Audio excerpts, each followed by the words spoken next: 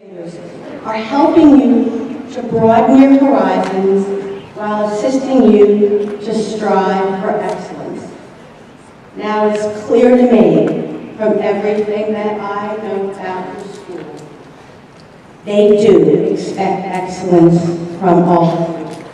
But here's the good news. They don't expect you to do it all by yourselves. They're by your side. They're living out the school's mission, and they're leading by example, and they are committed to all of you. If there is truth in the saying that you are all students, that we are all students of life, and we can all learn to be a little bit kinder and a little bit more compassionate. We can teach others to be kind, but we must lead by example. And I believe that all of you are exceptional students of life. During your very precious time at Morris Hills High School, you will all benefit from the theme of celebrating the gift of human relationships. Now, just a few weeks ago, you all entered a new grade, and you will continue to climb up your life's ladder. But for a moment, let's think of that ladder, not with steps, but as a circle of wonderfully significant relationships and experiences. During your very precious time at Morris Hills High School, you will continue to develop extraordinary bonds, not only with your classmates, but also with your faculty and your school administrators. These bonds will influence your growth, and there is a powerful force that is in your life today that will take you into your future. It's so important to remember, you all have your own invisible thread connections that are connecting you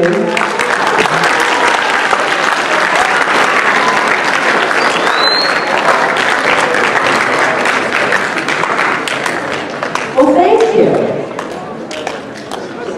But these threads are connecting you to the people you already know and love. But they're also going to be connecting you to people that you will meet and that you are destined to have a relationship within your future.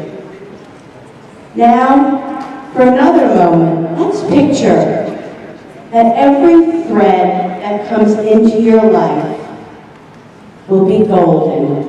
And I hope all of your threads are golden, but perhaps some might even be coarse.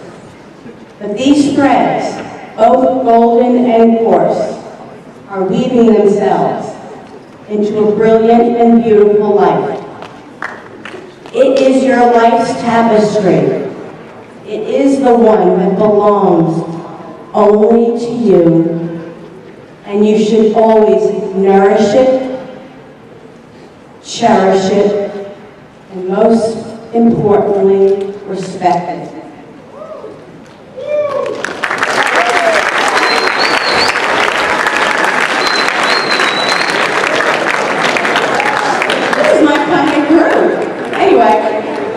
But September 1st, 1986 is when I met Maurice Mayfair. And we never could have imagined it was an invisible thread that connected us. Now, the name An Invisible Thread is not only the title of my book, but it's also an old Chinese proverb. An invisible thread connects those who were destined to meet, regardless of time, place, and circumstance. The thread may stretch or tangle, but it will never break.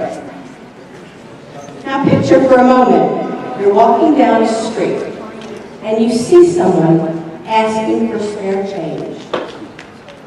Probably many thoughts will go through your mind about, should I or should I not stop and give this person spare change? Or maybe without even thinking about it, you continue to walk by. That's what I did. I walked by. But it was the first time I'd ever seen a young boy alone with his hand out. His words were ringing in my ears, and I froze. And I went back, and those 3 simple words, "I am hungry," changed my life forever. I went back to the boy and I said to him, "I don't want to give you any money, but if you're hungry, I'll take you over to McDonald's and I'll get you something to eat." And for some strange reason, I decided to ask him if I could join him. Now, Maurice was puzzled as a panhandler. He was used to people giving him a nickel, a dime, a quarter, and on a good day, even $1. But this was the first time he had ever had someone stop and actually offer to take him to lunch. Because more often than not, he felt as if he were invisible. But his stomach was growling, so he said sure. So we went to lunch, and while we were having lunch, we discovered we lived only 2 blocks apart, yet we came from 2 vastly different worlds. But I found out at the very young age of only 11 that Maurice had no choice but to fend for himself. Unfortunately, he was trapped in a desperate cycle of poverty, drugs, and violence. His father was a thug, a drug dealer, and a drug addict who left when he was only 6 years old. And his mother, Darcella, whom he loved dearly, was addicted to heroin and crack.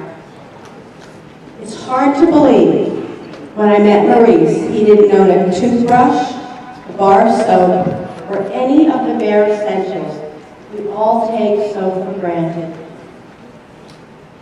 While we were having lunch, I remember wondering, how is it possible that a child so young could be on a street corner begging for food? And what could I possibly do about it?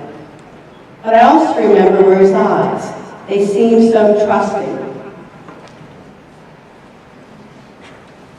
We lived, again, 2 blocks apart, but Maurice was living at the Bryant Hotel. Now, the Bryant Hotel was a shelter hotel. And in New York City, where they didn't know what to do with families who were homeless, they put them in some of the worst hotels in all of New York City. So we're not talking a Hyatt hotel. He lived in a room, as he mentioned, that was 12 by 12, with only 2 single beds, no bedding, pillows, or blankets, a chair in one corner, a half of a refrigerator, and a television sat on top. He lived in this room with his mother, his grandmother, his 2 sisters, his aunt, 2 baby cousins, and uncles who came and went. While the children slept on the single beds, the adults fed their drug habits into the early morning hours and then just slept the day away. As a child, Maurice can't remember ever that there was food in the refrigerator, only a box of baking soda and water for the adults to cook their drugs. When lunch was over, I felt compelled to spend some more time with him, so I asked if he wanted to take a walk to the park. So we spent the afternoon together, and then it was time to go our separate ways. I gave him my business card and said, "Please call me if you're ever hungry." Now, Maurice was sure that he would never see me again, so when I was out of sight, he threw it away. But over the next few days, I couldn't seem to get this image of this child out of my mind and those sweet and trusting eyes. So on Thursday night after work, I decided to try to find him. What I didn't know was that night Maurice was really hungry, and he thought maybe if he stood on the same corner, he might see me again, and I might offer to take him to dinner. And as I turned that corner, there he was, standing in the same spot, in the same burgundy sweats, the only clothes he owned. And I said, "Hey," I said, "Maurice, you hungry?" And he said, Miss Laura, I'm starving. So we went to dinner. We agreed that we'd meet the following Monday. I would take him to the Hard Rock Cafe. and we wound up meeting every Monday for the next 4 years and hundreds of times thereafter. On Monday night, when he arrived for dinner, standing on that corner, his face sparkled and his burgundy sweats were clean, and I could tell that he had made every effort to try to look his best for this very special occasion. That evening, he had a wonderful steak, and we agreed we'd see each other the following Monday. Now, my friends, family, and colleagues all urged me to be careful. They felt I was putting myself in potential danger. But there was something that drew me to Maurice, and I decided to follow my heart. Together, Maurice and I forged a path that transformed both of our lives forever. Now, I must admit, there are still moments when I think back to that day. What led me to Maurice? What made me stop and go back? And most importantly, why did Maurice come into my life? I believe it was no accident that Maurice and I were destined to meet, and it was an invisible thread that connected us. I have always believed, and it has brought me an enormous amount of comfort to know that my beloved mother, who passed away at the very young age of only 47 when I was 25, has always been my guardian angel. I have no doubt that she has been by my side every step of the way. From that very, very special place we all call heaven. I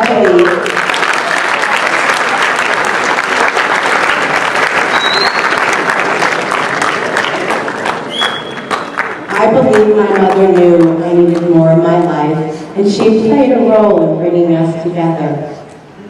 I think she knew that Maurice needed me too.